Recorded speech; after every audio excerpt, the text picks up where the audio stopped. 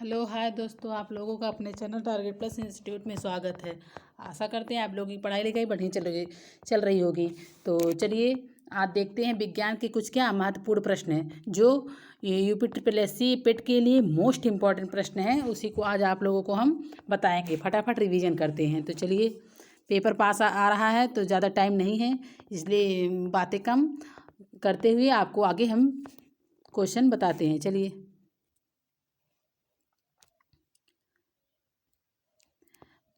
पशुओं की शरीर योजना का अध्ययन कहलाता है। क्या कह रहा है? पशुओं की शरीर रचना का अध्ययन क्या कहलाता है? बताइए।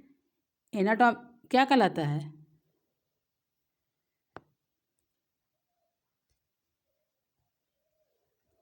पशुओं की शरीर योजना का अध्ययन क्या कहलाता है? Anatomy, ecology, gerontology, exobiology. बताइए क्या कहलाता है?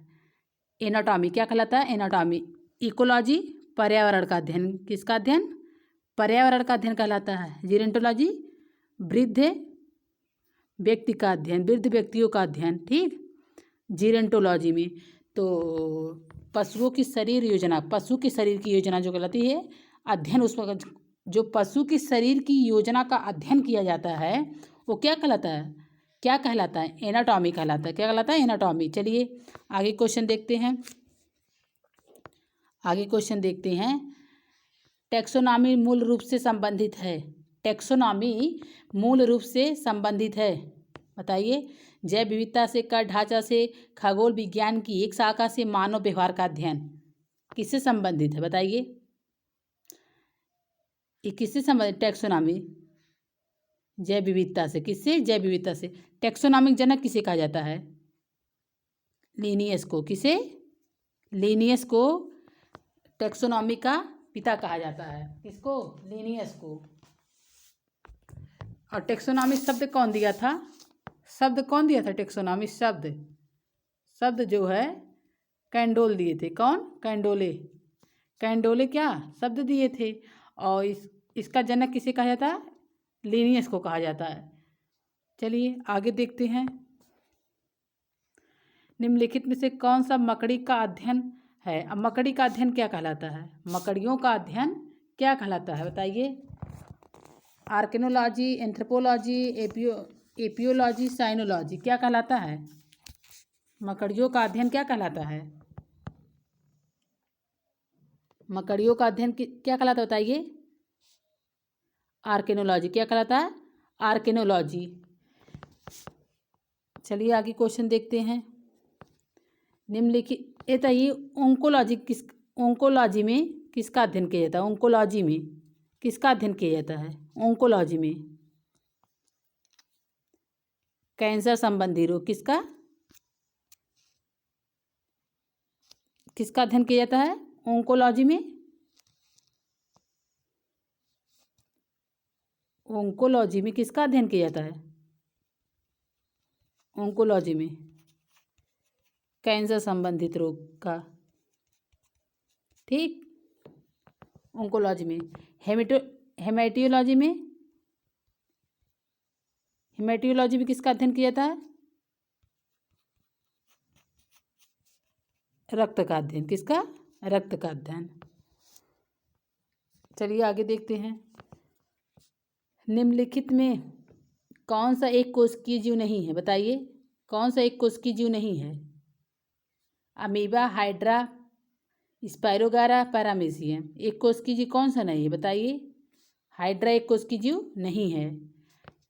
इसमें रक्त नहीं होता, ब्लड नहीं होता, रक्त नहीं होता। ठीक, हाइड्रा में।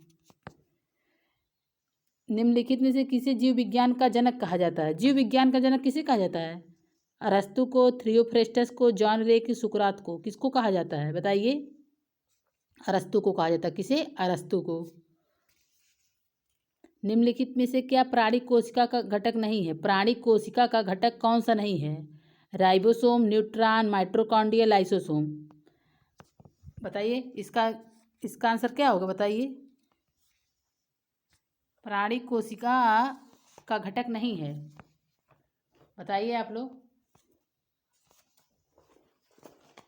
प्राणी कोशिका का घटक कौन सा नहीं है? न्यूट्रॉन। कौन सा नहीं है? न्यूट्रॉन। अच्छा, बांस एक रूप से वर्गीकृत है। बांस किस में आता है? बहुत important question, most important question है। बांस किस में आता है? झाड़ी में, वृक्ष में, घास में, खरपतवार में? बताइए, बांस किस में आता है? बांस एक प्रकार की घास होती है। क्या होती है?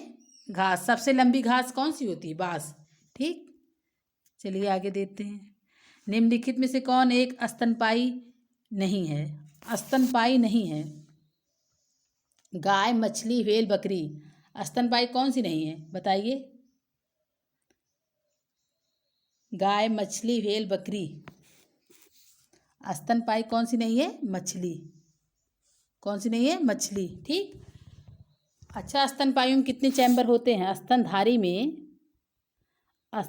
में जो हार्ट का चैम्बर होता है कितना होता है? 3 कि 4? बताइए, दोनों में से कौन है? स्तनधारी में कितने चैम्बर होते हैं? 4 चैम्बर, 2 नीले 2 आलिंद होते हैं। इनमें से किसका अंडा सबसे बड़ा होता है? किसका अंडा सबसे बड़ा होता है? मुर्गी, शुतुरमुर्ग, कौवा, कबूतर। बताइए, किसका अंडा जो है सबसे बड़ा होता है? शुतुरमुर्ग का। किसका? शुतुरमुर्ग का अंडा क्या होता है? सबसे बड़ा होता है।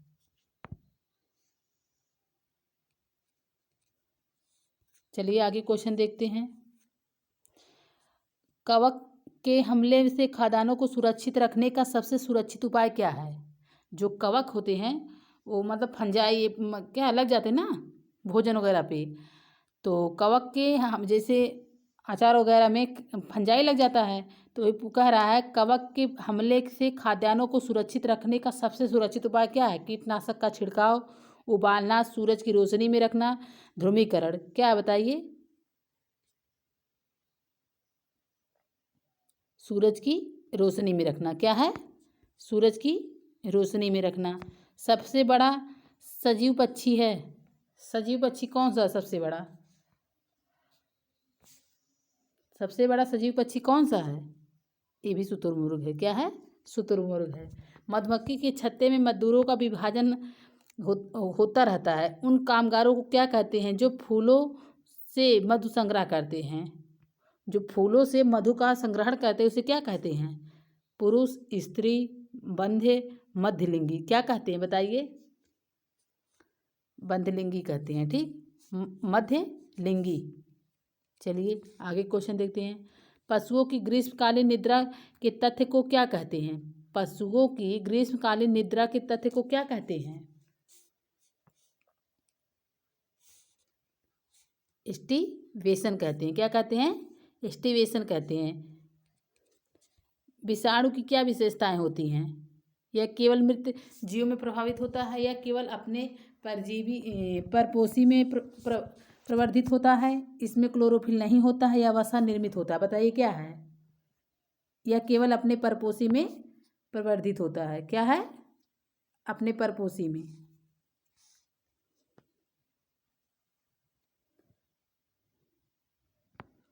चलिए आगे देखते हैं। किसकी विद्वता के कारण चींटी अपने चारों ओर की वस्तुओं को देख सकती है?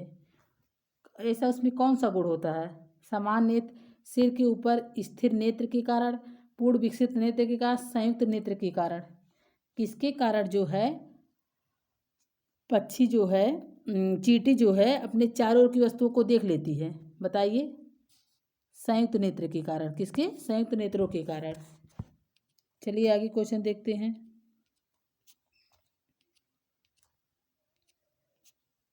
निम्नलिखित में से कौन सा एक मात्र सर्प है जो अपना घोंसला बनाता है? सांप जो होता है अपने घोंसले में नहीं रहता है, वो दूसरे घोंसले में रहता है। जैसे चूहा वगैरह की जो बिल होता है उसमें रहता है, लेकिन सर्प से जो सर्प होता है एक प्रकार का ऐसा कौन सा सर्प है जो घोंसला बनाता है? सांप तो ऐसे बिल में रहता है। सांप किस में रहता है? बिल में रहता है। लेकिन यहाँ क्या कर रहा है क्वेश्चन, एकमात्र सर्प है जो अपना घोंसला बनाता है। क्या बनाता है? घोंसला। बताइए क्या है इसका आंसर? वाइपर, कैरत, अजगर, नागराज या किंग कोबरा? बताइए कौन सा आंसर सही इसका? King cobra. कोबरा जो है वो सर्प, जो कोबरा सर्प होता है वो अपना घोंसला बनाता है। ठीक, चलिए आगे क्वेश्चन देखते हैं। निम्न में कौन सी प्रजाति में सर्प से लड़ने का गुण पाया जाता है? सर्प से लड़ने का गुण बताइए। सांप को सब लोग देखकर डरते हैं, लेकिन इसमें क्या कह रहा है क्वेश्चन? सर्प से लड़ने का गुण पाया जाता है। सर्प से लड़ने का गुण पाया जाता है किसमें? नेवला में, बिल्ली में, घोड़ा में, शेर में। बताइए। नेवला में। किसमें? नेवला में। विषाणु में होता है केवल डीएनए, केवल आरएनए, एक और दो, दोनों होता है, ए और बी दोनों। बताइए। विषाणु में क्या होता है? आरएनए या डीएनए या दोनों? विषाणु में दोनों होता है, आरएनए और डीएनए। आरएनए कितनी प्रकार का होता है? डीएनए। आरएनए और डीएनए में क्या अलग होता है? बताइएगा। आरएनए और डीएनए में क्या अलग होता है?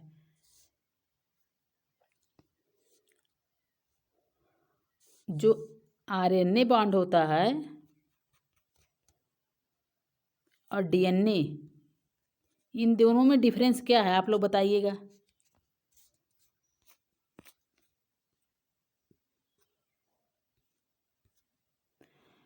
कोशिका दीवार में पाई जाती, बताइए क्या पाई जाती है कोशिका दीवार में? पादप कोशिका, जंतु कोशिका, मत्स्य कोशिका, पक्षी कोशिका। पादप कोशिका में क्या पाई जाती है? कोशिका दीवार में क्या पाई जाती है? पादप कोशिका। क्या पाई जाती है? पादप कोशिका। ठीक। लैक्टिक अम्ल में पाया जाता है। लैक्टिक अम्ल में क्या पाया जाता है? सिरका, टमाटर, पेंट या दही। बताइए। लैक्टिक अम्ल में पाया जाता है डैश डैश। बताइए क्या पाया जाता है लैक्टिक अम्ल में?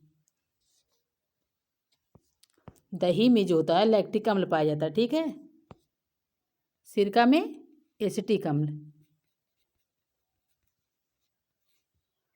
टमाटर में ऑक्जेलिक अम्ल। ऑक्जेलिक अम्ल। ठीक। और पेट में HCl अम्ल, हाइड्रोक्लोरिक अम्ल पाया जाता है। देखिए, दही में तो लैक्टिक अम्ल पाया जाता है, सिरका में एसिटिक अम्ल पाया जाता है, टमाटर में ऑक्जेलिक अम्ल पाया जाता है, और पेट में हमारे एक अम्ल पाया जाता है। कौन? जो भोजन को सड़ने से बचाता है, HCl, हाइड्रोक्लोरिक अम्ल। ठीक। चलिए आगे क्वेश्चन देखते हैं।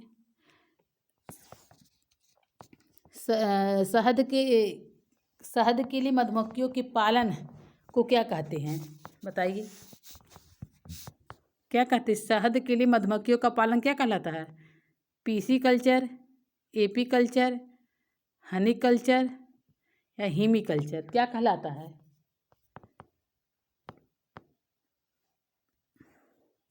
शहद के लिए मधुमक्खियों का पालन जो है क्या कहलाता है? AP culture.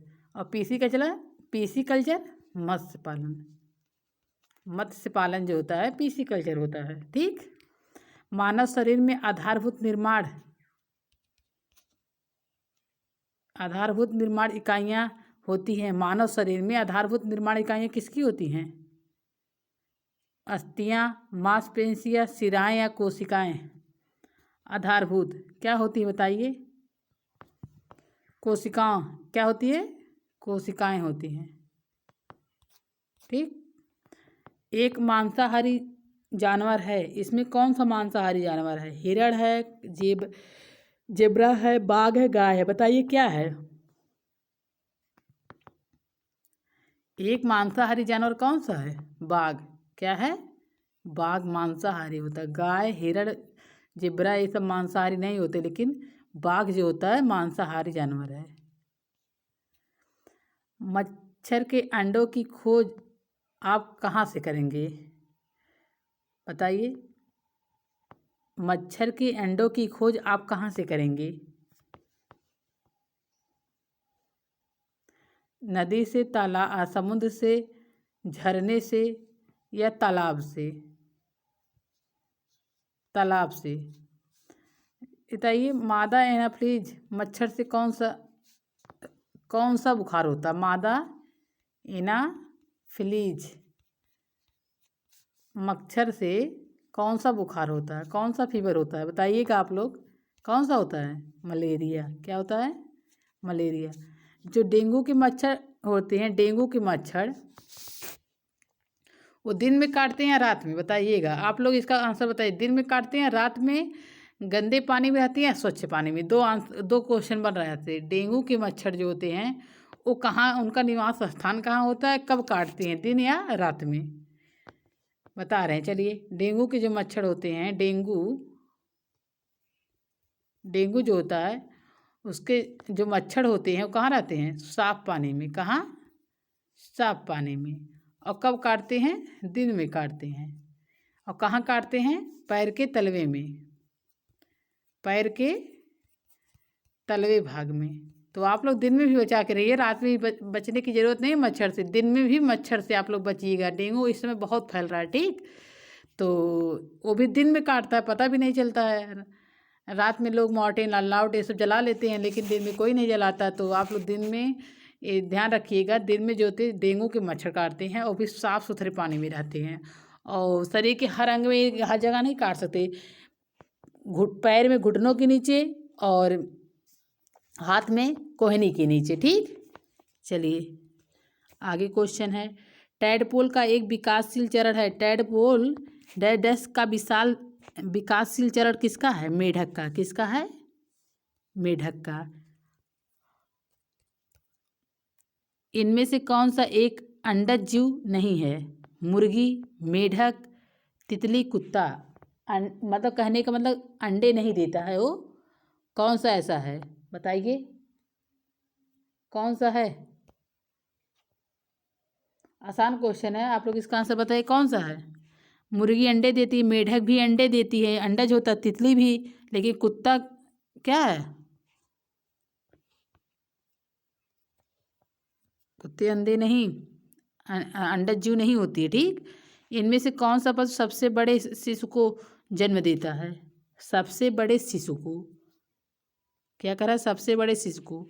ऊंट, सिंह, हाथी, ब्लू व्हेल। बताइए कौन सा है? इसका आंसर कौन सा होगा? जो सबसे बड़े शिशु को जन्म देती है उसका नाम क्या है? ब्लू व्हेल, ठीक। कुत्ते का वैज्ञानिक नाम क्या है? कुत्ते का वैज्ञानिक नाम क्या है? कुत्ते का वैज्ञानिक नाम क्या है, बताइए। कुत्ते का वैज्ञानिक नाम क्या है, बताइए। फेलिस डोमेस्टिका, केनिस फैमिलियरिस, या बोस इंडिकस, या होमोसेपियस। बताइए क्या है? केनिस फैमिलियरिस, केनिस फैमिलियरिस, ठीक है। होमोसेपियस मानव का वैज्ञानिक नाम है। मानव का वैज्ञानिक नाम, ठीक। कौन सा पक्षी उड़ता नहीं है, बताइए। शुतुरमुर्ग, उल्लू, मैना, या इनमें से कोई नहीं। कौन सा ऐसा पक्षी है जो उड़ता नहीं है? शुतुरमुर्ग। इसका अंडा क्या होता है? इसका अंडा क्या होता है? सबसे बड़ा होता है। हाथियों में गंजदत्त है, कृंतक, चवड़क, रदनक, या बृहद उपास्थिका। किसका होता है, बताइए। हाथियों के दांत बहुत बड़े बड़े होते हैं ना, तो हाथियों में गंजदत्त, जो दोनों दांत निकले रहते हैं, वो उसका नाम पूछ रहा है। वो कौन सा दांत होता है? चवड़क, रदनक, या कृंतक। बताइए क्या नाम होता है इसका? कृंतक, ठीक। मानव में जो दांत होते हैं उसकी फार्मूला क्या है? जो मानव के दंत फार्मूला क्या है? दंत फार्मूला, दंत सूत्र क्या है, बताइए। 21-23/21-23, ठीक। कृंतक, रदनक, चवड़क, और क्या होता है? एक अर्धचवड़क, ठीक। चलिए आगे देखते हैं। इनमें से कौन सा स्तनधारी प्राणी नहीं है? क्या कह रहा है? स्तनधारी प्राणी नहीं है। चमगादड़, गिद्ध, उल्लू, बाज। बताइएगा इसमें कौन सा नहीं है। स्तनधारी, स्तनधारी प्राणी नहीं है। उल्लू स्तनधारी होता है, गिद्ध भी होता है, बाज भी होता है, लेकिन चमगादड़ नहीं होता। ठीक, चलिए भोजन पोषण एवं पाचन तंत्र मोस्ट इंपॉर्टेंट फैक्ट है। यहाँ से तो एक दो क्वेश्चन हर पेपर में मिलता है, कोई भी सामान्य विज्ञान जिसमें भी आता है, जनरल साइंस, यहाँ से तो एक दो क्वेश्चन हर पेपर में बनता है। चलिए तो एक यहाँ से भी फैक्ट देखते हैं क्या कह रहा है क्वेश्चन। चलिए, एक वयस्क मानव का पूरा पाचन तंत्र अर्थात मुंह से गुर्दा तक मीटर लंबा होता है। बताइए एक वयस्क का जो होता है मानव का पूरा पाचन तंत्र कितना लंबा होता है, मानव का पाचन तंत्र। तो इसका आंसर आप लोग बताइए क्या कितना मीटर लंबा होता है। 9 मीटर लंबा होता है। ठीक, कितना मीटर, 9 मीटर लंबा होता है। भोजन से प्राप्त ऊर्जा को कैसे मापा जाता है। वसा में, कैलोरी में, केल्विन में, एम्पियर्स में, किस में मापा जाता है बताइए। आप लोग इसका आंसर बताइए किस में मापा जाता है। कैलोरीज में, किस में, कैलोरीज में। सबसे ज़्यादा ऊर्जा किस मानव शरीर को सबसे ज़्यादा ऊर्जा किससे मिलती है। सबसे ज़्यादा ऊर्जा तो मिलती है वसा से, लेकिन तत्काल ऊर्जा किससे मिलती है। तत्काल ऊर्जा कार्बोहाइड्रेट से मिलती है। किससे, कार्बोहाइड्रेट से मिलती है। सबसे ज़्यादा ऊर्जा तो वसा से मिलती है, लेकिन तत्काल जो एनर्जी मिलती है हमको किससे मिलती है, कार्बोहाइड्रेट से, क्योंकि वसा का पाचन धीरे धीरे होता है, वो हमारे शरीर में क्या होता है, संचित होता है। ठीक, चलिए आगे देखते हैं। निम्नलिखित में से किस की उच्च स्तर में उपस्थिति में मधुमेह या डायबिटीज होता है। बताइए किसकी उपस्थिति में। ये बहुत आसान के क्वेश्चन है। ग्लूकोज, किसकी उपस्थिति में, ग्लूकोज। फ्रक्टोज किस में पाया जाता है, फलों में। फलों में कौन सी शर्करा पाई जाती है, फ्रक्टोज। ठीक, और सुक्रोज किस में पाया जाता है, गन्ने में। किस में, गन्ने में। टेबल दानेदार चीनी समानता के रूप में जाना जाता है, किसको जाना जाता है बताइए।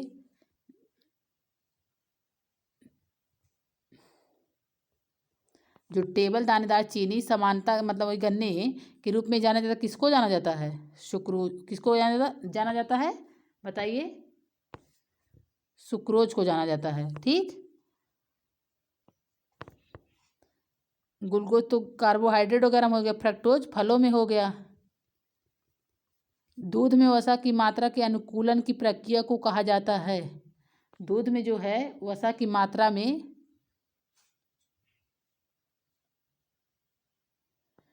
वसा की मात्रा के अनुकूलन की प्रक्रिया को क्या कहा जाता है बताइए। विटामिन फोर्टिफिकेशन, पास्चुराइजेशन या स्टैंडार्डाइजेशन या होमोजेनाइजेशन। बताइए क्या कहा जाता है, स्टैंडार्डाइजेशन। ठीक, अच्छा दूध में कौन सा विटामिन नहीं पाया जाता है, दूध में कौन सा विटामिन नहीं पाया जाता है, कौन सा विटामिन नहीं पाया जाता, विटामिन सी नहीं पाया जाता। और कौन सा एंजाइम पाया जाता है, दूध को पचाने के लिए शरीर में कौन सा एंजाइम उपलब्ध होता है, रेनिन एंजाइम। कौन सा एंजाइम, रेनिन एंजाइम। ठीक, दूध का पाचन जो होता है रेनिन एंजाइम बहुत तेज करता है। 8 साल तक के बच्चों में बहुत अधिक पाया जाता है, उसके बाद इसकी क्षमता क्या, रेनिन एंजाइम की क्षमता क्या होती है, कम होती रहती है। ठीक,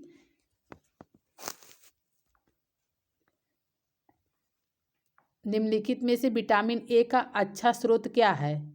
पत्ता गोभी, गाजर, आलू, स्ट्रॉबेरी। विटामिन ए का अच्छा स्रोत क्या है बताइए। विटामिन ए का वैज्ञानिक नाम क्या है, रेटिनॉल। क्या है, रेटिनॉल है इसका वैज्ञानिक नाम। और इसमें सबसे अच्छा स्रोत कौन सा होता है बताइए, गाजर। क्या होता है, गाजर। चलिए आगे देखते हैं। हमारे शरीर में नमक की मात्रा कितनी होती है। हमको आयोडीन अधिक मात्रा में नहीं लेना चाहिए, लेकिन जो भी हो, जो भी नमक हम खाएं वो आयोडीन युक्त खाना चाहिए। क्या खाना चाहिए, आयोडीन युक्त।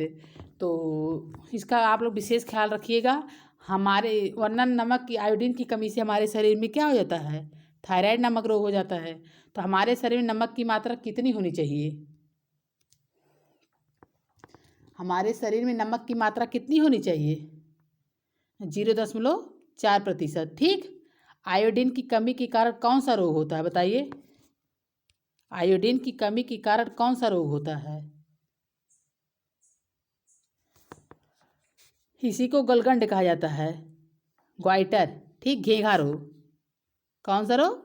घेघा रोग। तो सुखंडी किसकी कमी से होता है? विटामिन डी की कमी से। Vitamin D. रतौधी विटामिन ए। ठीक।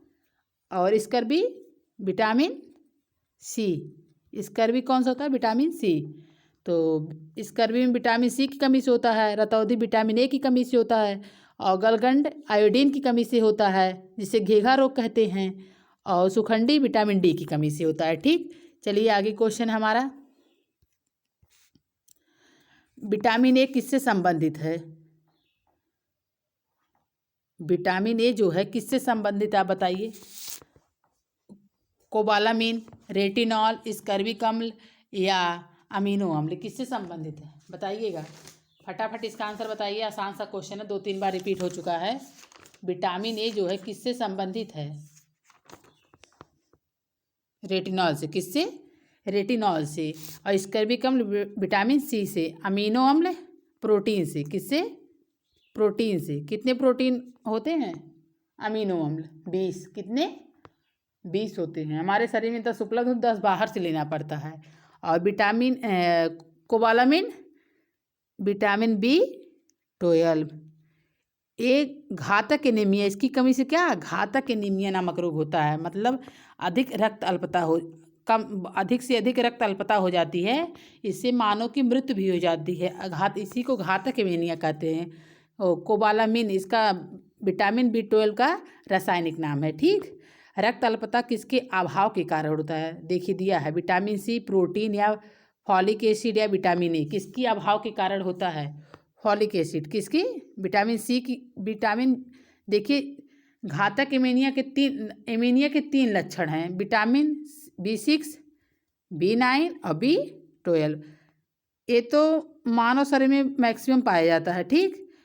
लेकिन B9 और B9 गर्भवती जो स्त्री होती है, प्रेग्नेंट महिला, उसके अंदर होता है। लेकिन B12 अगर जिसके अंदर हो गया तो उसको बचाना मुश्किल होता है, इसी को घातक एनीमिया कहते हैं। ठीक। चलिए आगे देखते हैं। मुंह में ही लार भोजन के वाले भाग को पचा देती है।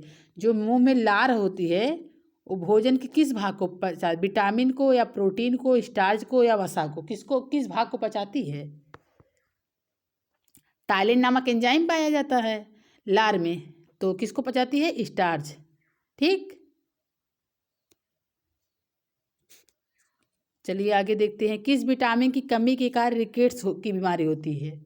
रिकेट्स की बीमारी किसके कारण होती है? Vitamin D. ठीक। आप लोग बताइए, vitamin A, vitamin C, vitamin E की कमी के कारण कौन कौन से रोग होते हैं? इन तीनों के कमी के कारण कौन कौन से रोग होते हैं? आप लोग बताइए फटाफट इसका आंसर दीजिए। इन तीनों की कमी के कारण कौन सा रोग होता है?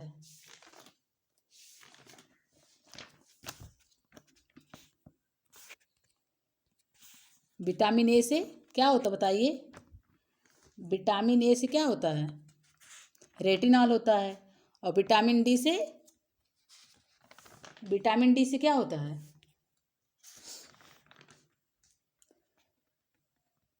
वही सुखंडी रोग होता है ना। और विटामिन सी की कमी से क्या होता है? रिकेट्स की बीमारी किसकी कमी से होती है?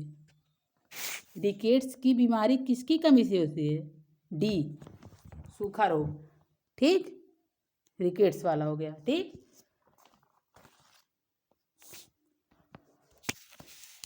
अच्छा ये बताइए, जो प्रोटीन होता है, 1 ग्राम जो होता है प्रोटीन कितना मात्रा में होता है बताइएगा आप लोग?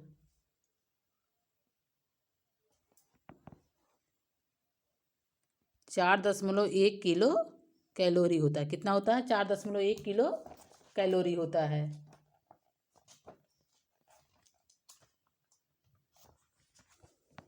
चलिए आगे देखते हैं। निम्नलिखित में से किस विटामिन की कमी के कारण रुधिर अस्कंदन के समय में कमी हो जाती है? रुधिर अस्कंदन के समय में कमी किस विटामिन के कारण हो जाती है? बताइए, किस विटामिन के कारण रुधिर अस्कंदन के में कमी हो जाती है?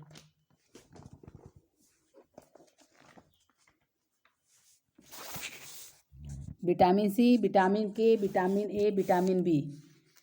निम्नलिखित में किस विटामिन के कारण रुधिर अस्कंदन के समय में कमी हो जाती है? बताइए, विटामिन ए है, विटामिन बी है, विटामिन के है या विटामिन डी है? इसका आंसर आप लोग बताइए, कौन सा है? बताइए। विटामिन के है। क्या है? विटामिन के है। ठीक। विटामिन ए से रेटिनॉल होता है और विटामिन बी से विटामिन बी का कॉम्प्लेक्स होता है, B1 B2 B6 B5 B12 B9। तो ये विटामिन किसके? बी के कॉम्प्लेक्स होते हैं। और विटामिन डी से रिकेट्स होता है। चलिए, हीमोग्लोबिन के अभाव से होने वाला रोग कौन सा है? बताइए, बहुत अच्छा क्वेश्चन। हीमोग्लोबिन के प्रभाव से होने वाला कौन सा रोग है?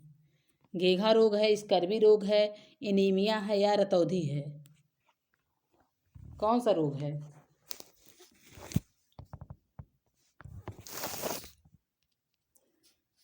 कौन सा रोग है? एनीमिया।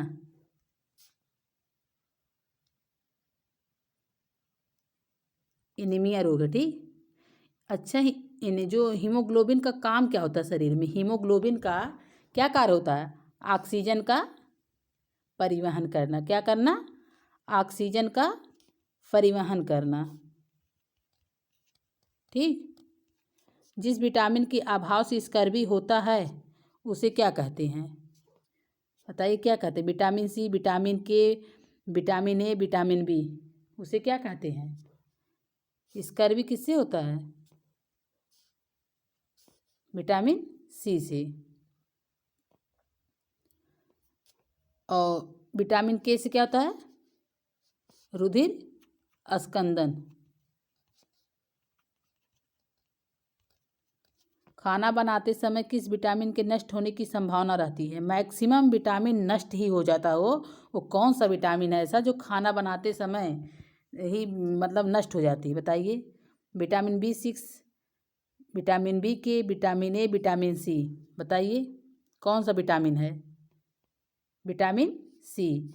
तो जो सब्जियों को हम लोग काट कर धुलते हैं उससे भी विटामिन सी क्या होता है? नष्ट हो जाता है। विटामिन सी नष्ट हो जाता है। और हमारे जो यूरिन के माध्यम से विटामिन सी क्या शरीर से बाहर निकल जाता है। इसलिए हमको डेली का डेली विटामिन सी का सेवन करना चाहिए, क्योंकि हमारे शरीर में संचित नहीं रह पाता है। उसका क्या बहाव होता है, मतलब किसी न किसी माध्यम से वो शरीर से बाहर निकल जाता है। वैसे तो खाना बनाते ही समय नष्ट हो जाता है, लेकिन हमको अलग से नींबू हुआ, संतरा हुआ, इन सब का क्या सेवन, आंवला हुआ, सबसे अच्छा स्रोत क्या होता है? विटामिन सी का आंवला होता है। इन सब का क्या करना चाहिए? सेवन करना चाहिए। ठीक। तो विटामिन सी और विटामिन ए जो होता है हमारे लीवर में क्या होता है? संग्रहित होता है। लीवर में क्या होता है? संग्रहित होता है। विटामिन ए यकृत में वही क्या होता है? संग्रहित होता है। तो चलिए आगे क्वेश्चन है। खाना बनाते समय वाला हो गया क्वेश्चन। किस विटामिन को एस्कॉर्बिक एसिड कहा जाता है? ये क्वेश्चन तो दो तीन बार रिपीट हो चुका। विटामिन एस्कॉर्बिक एसिड, ये क्या है? केमिकल फार्मूला, रासायनिक नाम है। क्या है रासायनिक नाम? विटामिन के, सी। और विटामिन के का क्या है रासायनिक नाम? फिलोक्विनोन। क्या है? फिलोक्विनोन। और विटामिन डी का क्या नाम है? कैल्सीफेरॉल। क्या है? कैल्सीफेरॉल। और विटामिन बी का तो कॉम्प्लेक्स ही होता है, B1 B2। B1 का क्या है? थायमिन। B2 का क्या है? राइबोफ्लेविन। B3 का क्या है? पेंटोथेनिक। और B6 B5 का क्या नाम है? नियासिन। विटामिन B4 नहीं होता, B3 B5 होता है। नियोसिन vitamin B7, biotin vitamin B9 क्या होता है, फॉलिक अम्ल, और विटामिन B12 साइनोकोबालामिन। तो कितने हुए, 1 2 3 4 5 6 7। जो विटामिन बी होता है कितने प्रकार का होता है, विटामिन बी जो होता है कितने प्रकार का होता है, 7 प्रकार का होता है। ये कॉम्प्लेक्स होता है, ठीक। किसकी कमी के कारण कुछ जीवों में बंध्यता हो जाता है, बंध्यता मतलब वो बाँझ की श्रेणी में रखी जाते हैं, किस किस विटामिन के कारण, चाहे पुरुष हो या महिला हो, किसके कारण बंध्यता नामक रोग हो जाता है, vitamin E, vitamin D, vitamin B, vitamin C. बताइए किसमें से क्या होगा, तो विटामिन ई क्या होगा, विटामिन ई। विटामिन ई का रासायनिक नाम क्या है, टोकोफेराल। क्या है, टोकोफेराल, ठीक। तो जो अंकुरित अनाज होता है, इससे क्या इसकी कमी से जनन शक्ति का क्या हो जाता है, रिप्रोडक्टिव सिस्टम की कमी हो जाती है, ठीक। रिप्रोडक्टिव सिस्टम की क्या हो जाती है, कमी हो जाती है, जनन शक्ति का कम हो जाता, जनन शक्ति की क्षमता क्या हो जाती है, कम हो जाती है। तो इसके लिए हमें किस चीज़ का सेवन करना चाहिए, पत्तेदार सब्जियां, सोयाबीन का तेल, इन सब का क्या, दूध, मक्खन, अंकुरित अनाज, अंकुरित और वनस्पति तेल, इन सब का क्या करना चाहिए, सेवन करना चाहिए। पालक पर्ण में भारी मात्रा में होता है, बहुत इंपॉर्टेंट क्वेश्चन है। पालक पर्ण में क्या पाया जाता है, पालक के पत्ते में क्या पाया जाता है, विटामिन ए, लौह, कैरोटीन या कैल्शियम।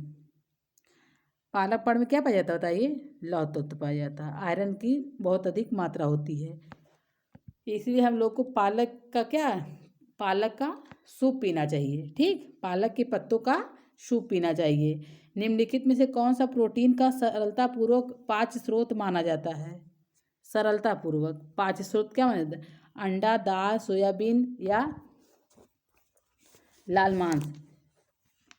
तो प्रोटीन का सबसे अच्छा जो सरलतापूर्वक पाच्य स्रोत होता है क्या माना जाता है बताइए,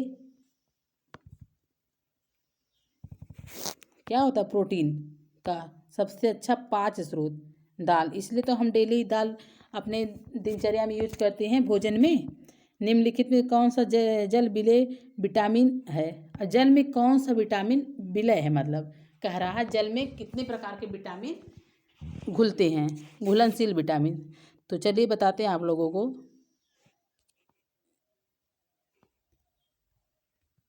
जल में घुलनशील विटामिन बी और सी, ठीक। लेकिन ए, डी, ई, के, ये चारों विटामिन किसमें घुलनशील होते हैं, वसा में। किसमें, वसा में। तभी तो सी जो होता है मूत्र यूरिन के माध्यम से क्या बाहर निकल जाता है, यूरिन के, इसलिए हमको उसको अलग से सेवन करना चाहिए। जो ए, डी, ई की होता है, इस विटामिन डी तो आसानी से प्राप्त हो जाता है, सूर्य की सुबह सुबह जो किरणें निकलती हैं वही हम लोग को लेना चाहिए। ई और के भी हम अनाज वगैरह के माध्यम से प्राप्त कर लेते हैं। और ये जो होता है हमारे यकृत में, लीवर में जो होता है संचित होता है। तो ये क्या वसा में घुलनशील होते हैं, क्या होते हैं, वसा में घुलनशील होते हैं, लेकिन बी और सी जल में घुलनशील होते हैं। चलिए आगे क्वेश्चन देखते हैं।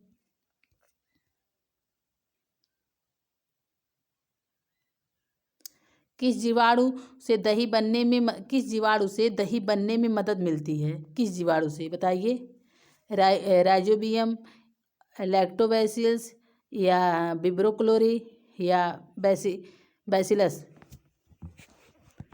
किस जीवाणु से बताइए, लैक्टोबैसिलस। किससे, ये जीवाणु हमारे शरीर में पाया जाता है। विब्रियो क्लोरी, कौन सा, विब्रियो क्लोरी किसमें पाया जाता है, हमारे शरीर में पाया जाता है, ठीक। विटामिन ई की कमी से, विटामिन ई की कमी से होता क्या, बेरी रिकेट्स या गलगंड या जनन क्षमता में कमी, क्या होता है, जनन क्षमता में कमी। ये तो आयोडीन की कमी से होता है ना, आयोडीन की कमी से, रिकेट्स डी से, बेरी विटामिन बी से, बेरी विटामिन बी से। निम्नलिखित में से किसकी कमी के कारण आरक्ता का रोग होता है, मतलब एनीमिया किससे होता है, लोहे की कमी के कारण ना, आयरन, Fe++ की कमी से होता है। मानव शारीरिक विकास के लिए महत्वपूर्ण पोषक तत्व है पदार्थ कौन सा है? शारीरिक विकास के लिए महत्वपूर्ण पोषक पदार्थ कौन सा है? बताइए। प्रोटीन। क्या है? प्रोटीन। खाद्य पदार्थों पर आयोडीन की 2 बूंदें डाले जाने पर नीला काला रंग होता है। नीला काला रंग प्राप्त होता है जो कि उपस्थिति इंगित करती है किसकी? प्रोटीन की, विटामिन की, स्टार्च की या वसा की? किसकी उपस्थिति मतलब अंकित करती है? बताइए। स्टार्च की। किसकी? स्टार्च की।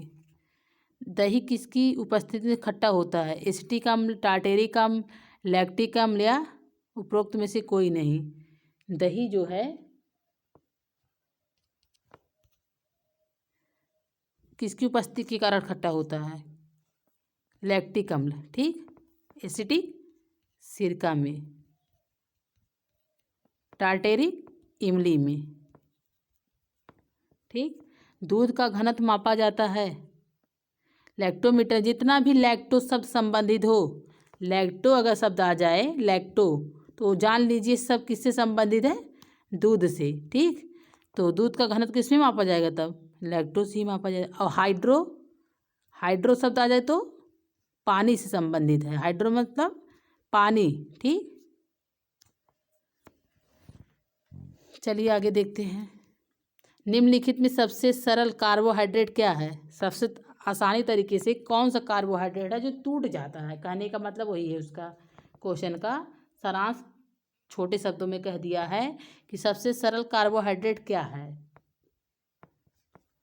माल्टोज, सुक्रोज, ग्लूकोज या स्टार्च? क्या है? ग्लूकोज। माल्टोज किसमें? रोटी में पाई जाती है।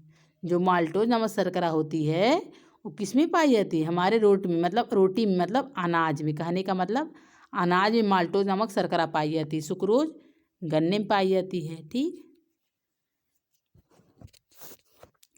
इनमें से सबसे अधिक ऊर्जा हमें किससे प्राप्त होती है? मटर से, आलू से, नींबू से या अंडा से? बताइए किससे प्राप्त होती है?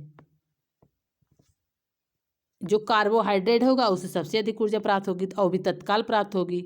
तो आलू क्या है? कार्बोहाइड्रेट। चावल भी, चावल, रोटी, आलू ये सब क्या है? कार्बोहाइड्रेट हैं। सुक्रोज का एक समान नाम क्या है? सुक्रोज का एक समान नाम क्या? बताइए। माल्टोज, साधारण चीनी या साधारण स्टार्च या फ्रक्टोज? क्या है? साधारण चीनी। इनमें से कौन मानव जीव के लिए आवश्यक है, कार्य करता है? मानव जीव के लिए आवश्यक कार्य कौन सा करता है? बताइए। इसका आंसर क्या होगा? कार्बोहाइड्रेट। क्या है? इनमें से कौन सा मानव शरीर के लिए आवश्यक कार्य करता है? प्रोटीन, विटामिन, कार्बोहाइड्रेट, जल। कार्बोहाइड्रेट ये सबको आसानी से प्राप्त हो जाता है। ठीक। तो आशा करते हैं आप लोगों को वीडियो समझ में आएगा। जिन भाई बहनों ने हमारे वीडियो को लाइक शेयर सब्सक्राइब किया है, बहुत बहुत धन्यवाद। आप लोग वीडियो को लाइक शेयर सब्सक्राइब करें, कृपया अपने दोस्तों में इसको शेयर करें। तो धन्यवाद। आशा करते हैं आप लोगों को वीडियो पूरा समझ में आएगा। धन्यवाद। Take care. Bye bye. जय हिंद, जय भारत।